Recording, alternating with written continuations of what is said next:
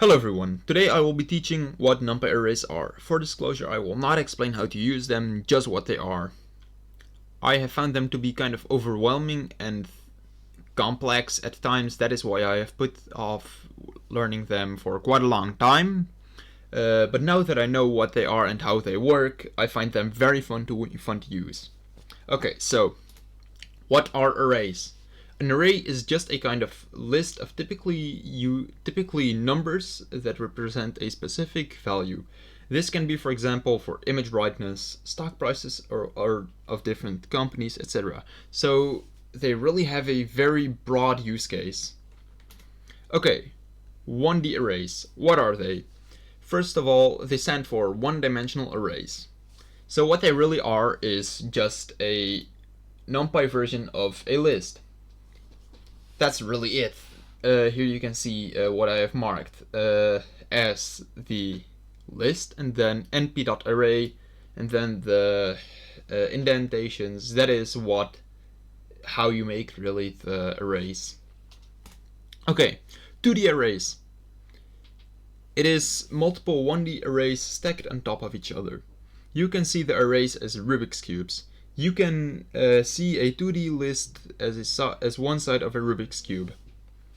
Okay, so here I have made an example. What I am marking right now, is how to make a two-dimensional array. As you can see, 1, 2, 3 is one-dimensional array, and then 4, 5, 6 is also one-dimensional array. This array is what will make this in the terminal. Yeah, so like here in the right bottom, I have made a like rows, columns, etc. This is how to show basically how we call like 2D arrays and the terms of them. So like rows, there is 1, 2, and 3. That is a row, and then 1, 4, 7 is a column. So here, for example, at the array in the left corner bottom, 1, 2, 3, 4, 5, 6, the 1, 2, and 3 will be a row, and then 4, 5, 6 will also be a row, and then 1 and 4 will be a column, 5, 6 will be a column, and 2, 5, and 3, 6 will be a column. Okay, so Rubik's Cube analogy. As I said, I have found it very handy to visualize 2D arrays as one side of a Rubik's Cube. As you can see, a standard 3x3, a 3x3 always has 9 blocks or stickers or whatever you want to call it. 1, 2, 3, 4, 5, 6, 7, 8, 9. Okay, so what I mean by you can see them really two-dimensional arrays as a Rubik's Cube side. 1, 2, 3 is really just a row. So like 1, 2, 3, 4, 5, 6, and 7, 8, 9 can all be seen as rows, and then 1, 4, 7, 2, 5, 8, and 3, 6, 9 can all be seen as columns. Okay. 3D arrays. This is how a 3D array looks like. It looks complicated, it is very easy.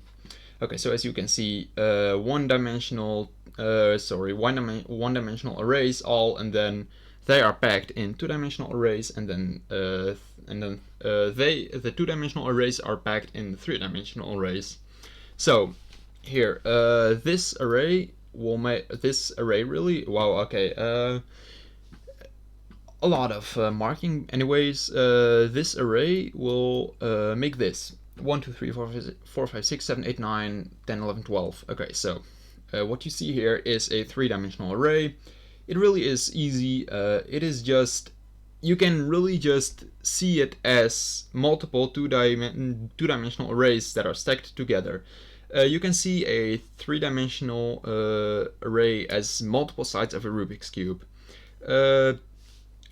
So like as I have said already, a two-dimensional array is one side, and a three-dimensional array you can see as multiple sides.